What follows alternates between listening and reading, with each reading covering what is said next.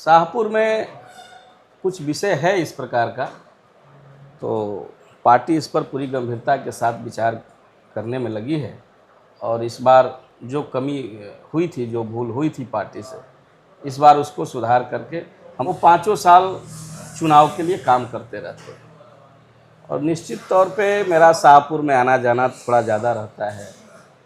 और 20 में लोजपा की सीट यहाँ रही है, यदि वो कह रहे हैं तो कोई नई बात तो कह नहीं रहे हैं। तरारी सीट पर जो है लोजपा वहाँ से चुनाव लड़ते रहे। बीजेपी के विधायक है अभी बीजेपी के विधायक हैं। हाँ। तो यदि एक सीट वो मांग रहे हैं अपनी हिस्सेदारी, तो उसमें कोई बड़ी बात। बिहार की सभी सीट जीतने का लक्ष्य हम लोगों ने बनाया है और कम से कम 225-30 सीट हम लोग जीत पाएँ, इसकी योजना बन रही है। और शाहाबाद में कितनी सीटें? 22 में कितनी? 22 में 22 सीट हम लोग जीतेंगे। शाहाबाद में आरजेडी गठबंधन का सुपड़ा साफ होगा। 22 में 22? 22 में 22 कभी हुआ ये शाहाबाद? एकदम हो जाएगा। जो नहीं हुआ इस बार होगा है? अब थोड़े हुआ था कि 22 में 22 पाकिस्तान के अंदर घुस करके और इस तरह से सफल ऑपरेशन करके थोड़े कभी हम लोग आए थाने का। शाहपुर संदेश में जो पेच फंसा हुआ है वो भी सुलझ जाएगा? कोई पेच नहीं है, कोई पेच नहीं है, सारा पेच सुलझा हुआ है। समय का इंतजार करिए। में जो मन में अपेक्षा है उस अपेक्षा के अनुरूप ही संदेश में भी और शाहपुर में भी दोनों जगह हम लोग पताका फहराने का टिकट के लिए खींचतान भी बहुत है। वो तो होता ही है, राजनीतिक दल है तो स्वाभाविक है, लोगों के मन में अपेक्षा रहेगी, आकांक्षा रहेगी।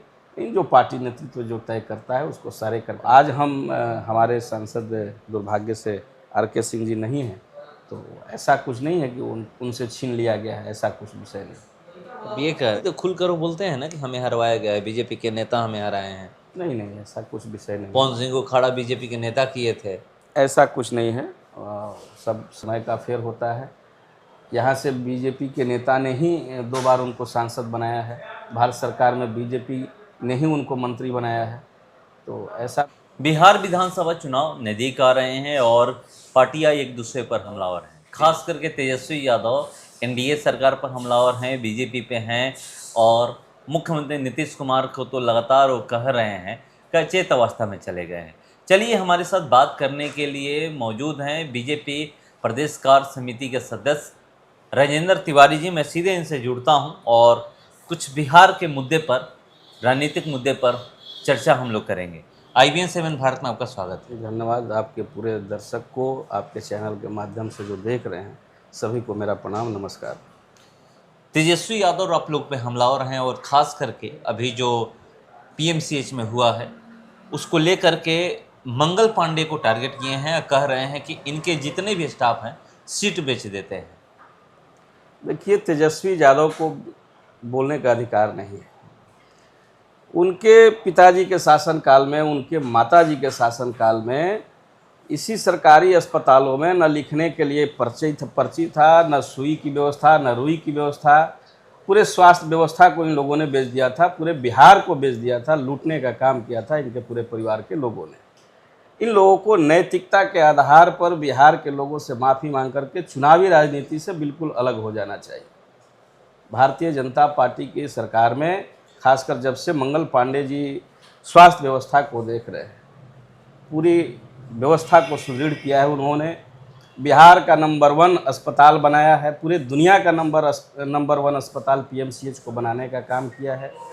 ज़िले में सभी जगहों पर सदर अस्पताल को सुदृढ़ किया गया है, PSC को सुदृढ़ किया गया है, सभी जगह स्वास्थ्य व्यवस्था को सुचारू किया गया है और इससे गरीबों को लाभ मिल रहा है, जिसके कारण उनको पेट में दर्द हो रहा है। ये कह रहे हैं मगर कमियां हैं ना, तभी ना सस्पेंड किया जा रहा है। ये कमियां जहां रहेगी वहां सुधार की भी गुंजाइश होती है और यह सरकार जहां कमी मिलता है वहां सुधार करने का काम करती है। ये क्यों सस्पेंड किए जा रहे हैं लोग? जिन्होंने गलती किया उनको तो सजा मिलेगी। मतलब क्या डर नहीं लगता है कि हम गलती कर रहे हैं? डर लगा तब ना उनको सस्पेंड किया गया। मतलब पहले जब वो लोग काम नहीं करते हैं तो क्या उन लोगों को डर नहीं लगता है कि हम सस्पेंड हो जाएंगे, हमारी नौकरी चली जाएगी? ये सरकारी कर्मचारी भी कई विचारधारा से ग्रसित होकर के रहते हैं। हो सकता है कुछ राजद के मानसिकता वाले लोग भी इसमें हों और वो जानबूझकर किए हों, तो उसका परिणाम भी अब सबके सामने है। लगातार तेजस्वी यादव अपने फेसबुक पे या फिर सोशल मीडिया पे आप लोग पे हमलावर हैं, एनडीए सरकार पे हमलावर हैं, कह रहे हैं कि 20 सालों में अपराध, पलायन या फिर ये कहे कि भ्रष्टाचार, बहुत सारे ऐसे मुद्दे हैं जो 20 सालों में बढ़े हुए हैं।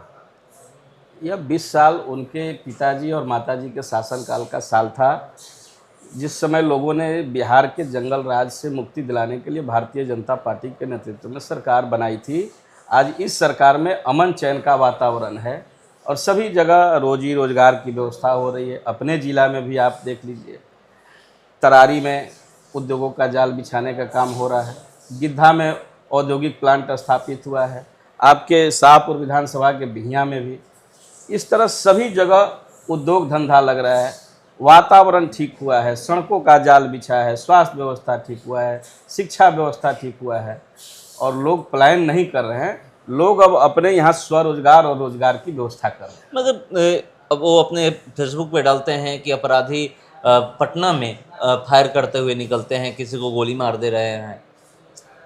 देखिए, पहले तो ये देखना होगा कि इनके शासनकाल में अपराधी बेलगाम थे, जिनको कोई डर भय नहीं था और उनका संचालन सीएम हाउस से होता था।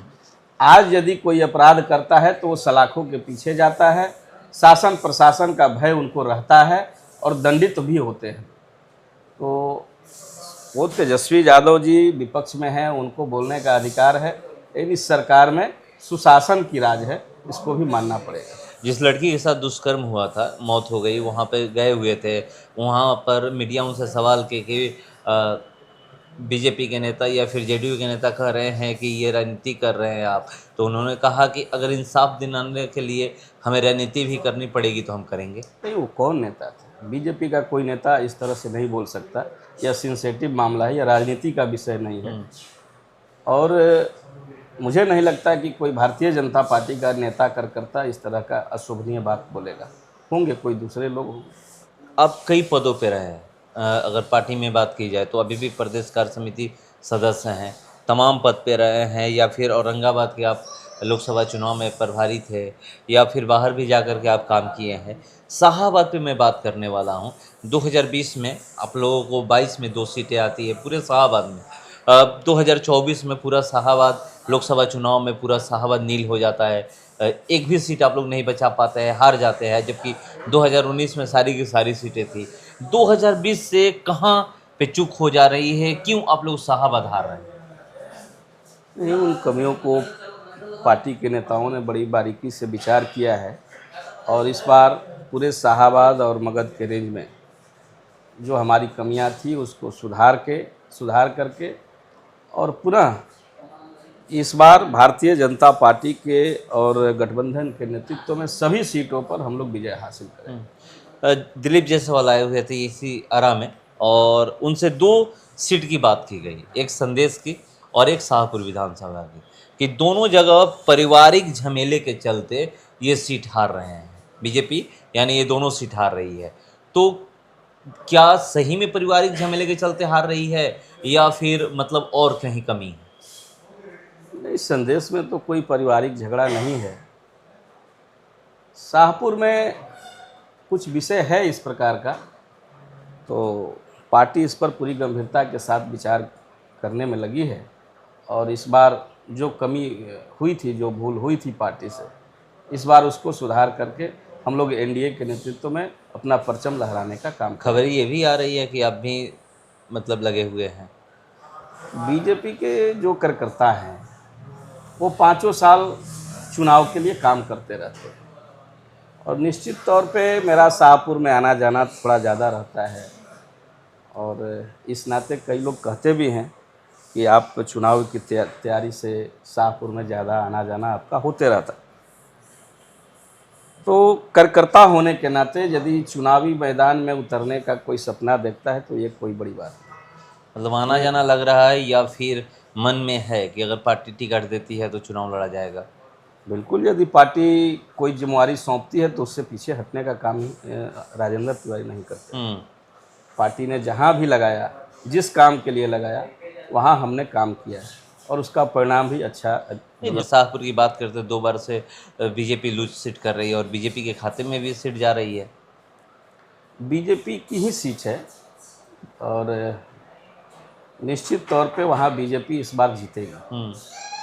इस बार पिछली बार कुछ रणनीतिक चूक हुई थी जिसके कारण हमारे लोगों का वहाँ से जमानत जब्त हुआ, और इस बार हम भारतीय जनता पार्टी के सिंबल पर निश्चित पताका फहराने का काम करेंगे। तो कैसे फहराइएगा आप लोग, क्योंकि विधायक वहाँ के राहुल तिवारी हैं, वो भी कहते हैं कि तीसरी बार हम जीतेंगे।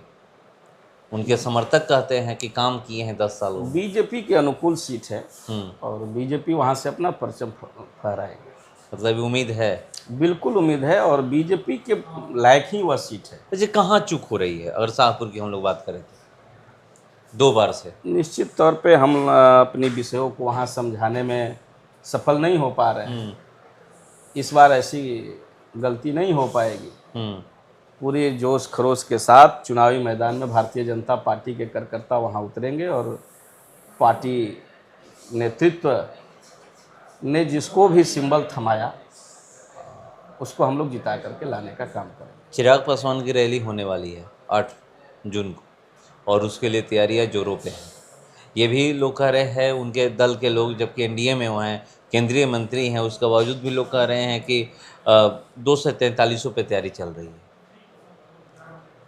सभी पार्टियों का अपना अधिकार है तैयारी करने का, लेकिन चिराग पासवान जी एनडीए गठबंधन के नेता हैं, और गठबंधन के जो हमारे बड़े लीडर हैं उनके साथ बैठ कर के सारे मामला को सुलझा लेंगे, और चिराग पासवान जी वही करेंगे जो एनडीए तय करेगी, अलग से कुछ नहीं करेंगे। तो ये एनडीए के साथ ये प्रदर्शन किया जा रहा है, एनडीए के साथ ही रहेंगे। जो ये प्रदर्शन किया जा रहा है, सबको अधिकार है अपने पार्टी के का जनाधार बढ़ाने का, सबको अधिकार है। अजय हुलास पांडे पीसी किए हैं, प्रेस कॉन्फ्रेंस में बोले हैं कि भोजपुर जिला में 1-2 सीट हम लोग लेंगे लोजपा रामविलास के तहत। ये 2020 में लोजपा की सीट यहाँ रही है, यदि वो कह रहे हैं तो कोई नई बात तो कह नहीं रहे हैं। तरारी सीट पर जो है लोजपा वहाँ से चुनाव लड़ते रहे। बीजेपी के विधायक है अभी बीजेपी के विधायक हैं। तो यदि एक सीट वो मांग रहे हैं अपनी हिस्सेदारी, तो उसमें कोई बड़ी बात नहीं। तो वहाँ पे क्या बीजेपी छोड़ेगी? वहाँ की बात थोड़े पूरे जिले में उन्होंने, तरारी की जो आप बात कर रहे हैं, तरारी बीजेपी छोड़ेगी, क्योंकि बीजेपी के पूरे जिले में एक सीट लोजपा लड़ी थी और 6 सीट अभी बाकी है। तो कहीं ना कहीं तो एडजस्टमेंट होगा। कौन हो सकता है? संदेश? नहीं, कोई हो सकता है। शाहपुर? अभी कोई हो सकता है। शाहपुर भी हो सकता है। कोई सीट, जो भी सीट खाली है, कोई सीट हो सकता है। शाहपुर तो आप कह रहे हैं कि बीजेपी की है, तो क्या शाहपुर हो सकता है? मैंने क्या कहा कि जहां हमारे वर्तमान एमएलए अभी नहीं है, तो वो कोई सीट हो सकता है जो गठबंधन दल के नेता जब बैठेंगे उस पर विचार करेंगे और जो निर्णय लेंगे उस सबको मान्य होगा। वर्तमान एमएलए तो 4 जगह नहीं है, आज्ञाओं में नहीं है, संदेश में नहीं है, जगदीशपुर नहीं है, या फिर आप बात करें तो शाहपुर। हाँ, शाहपुर नहीं है, 4 जगह नहीं है। ये शाहपुर जो है ना, वो भारतीय जनता पार्टी के बाई नेचर वो सीट रही है। तो इसलिए मुझे लगता है कि पार्टी इस सीट पर भारतीय जनता पार्टी ही लड़ेगी। बाकी कई सीटें हैं इस जिले में अभी, 3 बच रहे हैं। हाँ, तीन पर कोई ना कोई हो सकता है कि लोजपा को मिले, हो सकता है कहीं दूसरे जिले में भी एडजस्टमेंट हो। ये जरूरी थोड़े कि हर जिले में एक सीट मिलेगा ही, कहीं ना कहीं एडजस्टमेंट होगा। ये बड़े नेताओं, गठबंधन दल के जो बड़े नेता हैं वो बैठ करके इसको तय करते हैं, ये हम लोग के स्तर का विषय भी नहीं। क्या टारगेट है इस बार आप लोग का? 225 फिर से नीतीश आप लोग कह रहे हैं।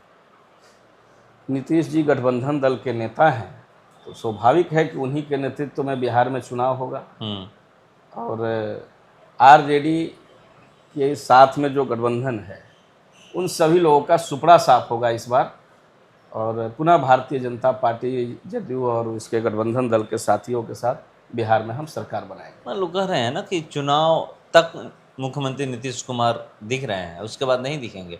प्रशांत किशोर का दावा है। कहाँ चले जाएंगे? प्रशांत किशोर का दावा है कि सीएमओ नहीं रहेंगे, कोई दूसरा हो जाएगा। वो तय नहीं न कर सकते हैं। तय तो एनडीए गठबंधन दल के नेता करेंगे। वो दावा कर नीतीश जी एनडीए गठबंधन दल के नेता हैं, नेता थे, आगे भी रहेंगे। तो ये जो दावा कर रहे हैं कि आप देख लीजिए कि मैं जो बोला वो हुआ। मैं बोला था पश्चिम बंगाल में कि 2021 में बीजेपी 100 सीट नहीं लाएगी, नहीं लाई। उन्होंने तो उत्तर प्रदेश के अंदर कहा था कि जोगी की सरकार नहीं बनेगी, हमारी सरकार बनी। तो कोई भविष्यवक्ता थोड़े हैं प्रशांत किशोर जी की जो कहेंगे वही होगा। उत्तर प्रदेश में भारतीय जनता पार्टी की सरकार बनी, वो तो गए थे सपा और कांग्रेस को सरकार बनाने के लिए, कहाँ बना पाए? ऐसे नहीं होता है। जिस गठबंधन दल के नेताओं ने तय किया है कि नीतीश कुमार के नेतृत्व में बिहार में हम चुनाव लड़ेंगे, सभी कार्यकर्ता उसको सहर्ष स्वीकार करते हैं। उन्हीं के नेतृत्व में चुनाव होगा, वो हमारे गठबंधन दल के नेता हैं बिहार में और आगे भी रहेंगे। शाहाबाद पे क्या विशेष करके फोकस है इस बार? नहीं, शाहाबाद ही नहीं, पूरे बिहार पर फोकस है। बिहार की सभी सीट जीतने का लक्ष्य हम लोगों ने बनाया है और कम से कम 225-30 सीट हम लोग जीत पाएँ, इसकी योजना बन रही है। ऑपरेशन सिंदूर के बाद प्रधानमंत्री पहली बार बिहार आए तो शाहाबाद को चूज आप लोग किए, विक्रमगंज। यह कार्यक्रम पहले से ही तय था।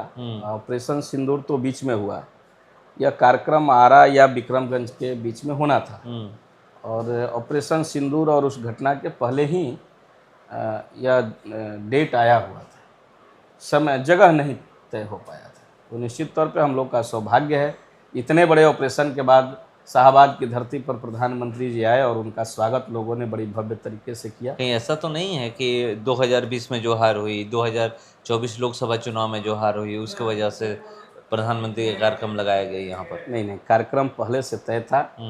वो केवल आरा और विक्रमगंज में यह जगह तय नहीं हुआ था, जो बाद में हुआ, ऑपरेशन सिंदूर के बाद में तय हुआ था। कार्यक्रम की तिथि पहले से तय थी। इस बार शाहाबाद में कितनी सीटें? 22 में कितने? 22 में 22 सीट हम लोग जीतेंगे। शाहाबाद में आरजेडी गठबंधन का सुपड़ा साफ होगा। 22 में 22? 22 में 22। कभी हुआ ये शाहाबाद? एकदम हो जाएगा, जो नहीं हुआ इस बार होगा है? अब थोड़े हुआ था कि 22 में 22 पाकिस्तान के अंदर घुस करके और इस तरह से सफल ऑपरेशन करके थोड़े कभी हम लोग आए थे, हुआ कि नहीं? इस बार हम लोग 22 सीट जीतेंगे और एनडीए के गठबंधन में आएगा, एनडीए गठबंधन की झोली में आएगा 22 सीट। पूरे शाहाबाद में हम लोग भारतीय जनता पार्टी और गठबंधन दल के नेता पताका फहराने का। शाहपुर संदेश में जो पेच फंसा हुआ है वो भी सुलझ जाएगा? कोई पेच नहीं है, कोई पेच नहीं है, सारा पेच सुलझा हुआ है। समय का इंतजार करिए और सब जगह अच्छा होगा।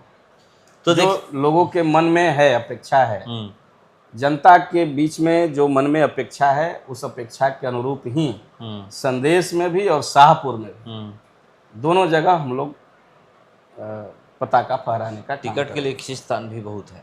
वो तो होता ही है, राजनीतिक दल है तो स्वाभाविक है, लोगों के मन में अपेक्षा रहेगी, आकांक्षा रहेगी।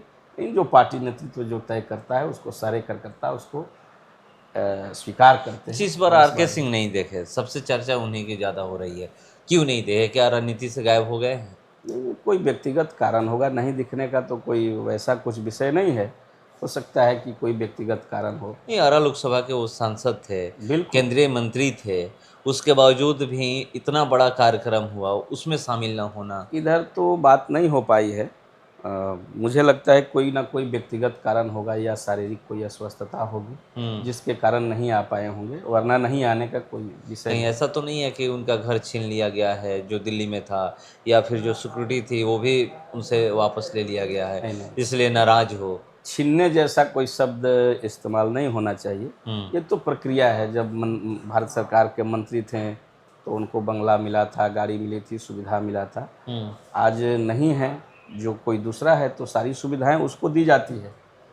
तो ये तो सीमित संसाधन है, उसका उपयोग जो पद पर रहता है वो करता है।